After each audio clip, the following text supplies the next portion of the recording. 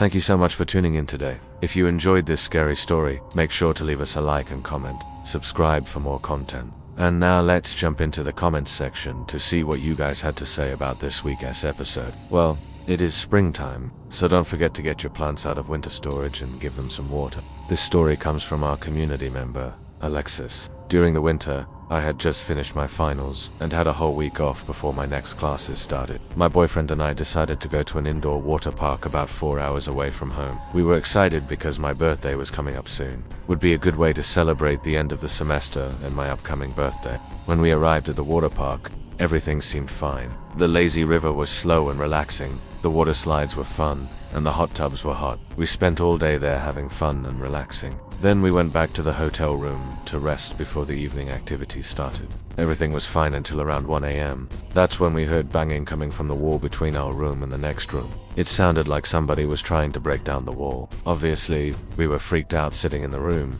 Eventually, the commotion died down and we fell asleep. In the morning after, of course, not sleeping at all, we checked out and left. We never stayed at that hotel again. To this day, I wonder what the hell was making that noise. Our next Reddit story is from Uncle. Some strange and creepy things have happened to me while staying in hotels or Airbnb. All of these places are miles away from each other, and there is no way they could be linked. I mentioned these stories separately in other posts, but here's how they all tie together. While traveling, I try to find accommodation with a pool, even if it's just a small hot tub.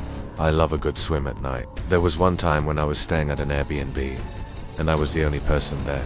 I was swimming at around 3 a.m. and I heard what sounded like screams in the vents. It was hard to describe, but it sounded like someone was in the vents screaming in terror and then being dragged away. I turned off the pool pump and I never heard anything like that again. A couple of years ago, I was staying at a hotel with my wife and son. We were all asleep when suddenly my son started screaming and crying. He wasn't having a nightmare because he doesn't remember any dreams. He was absolutely terrified. My wife and I couldn't calm him down. We eventually got him to stop crying by telling him we'll move rooms in the morning. The next day we moved to a different room and we never heard or saw anything. But to this day, my son refuses to stay in any hotel. The strangest thing happened in 2019. I was staying in a hotel in Portland, Oregon. It was a nice hotel that I would stay at regularly. One night I was getting a midnight snack and I walked out to the pool area. The pool was closed, but I thought I'd walk around anyway. I started to hear strange voices coming from the hot tub. I couldn't make out what they were saying, but it sounded like people were having a heated argument. I figured it was just a group of college kids being loud and obnoxious.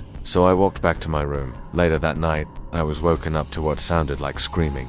It was the same type of voices that I heard earlier. I ran to the window and looked down. I saw several people gathered around the hot tub. They were gathered there with the lights off and they were chanting and screaming. This went on for about 30 minutes. In the morning, I told the front desk about what I'd seen and heard. She looked at me like I was crazy and told me that I must have imagined it. If anyone else had reported seeing anything like that, she would have mentioned it. She said that the only people who use the pool at night are families with kids. I know what I saw, and I will never forget the look on my son's face when he heard those voices. It's scary enough to hear screaming in your sleep, but it's even scarier when you wake up and realize that those screams are real. That was our campfire stories for today. Thank you guys so much for tuning in. I've been your host, and I'll see you next time.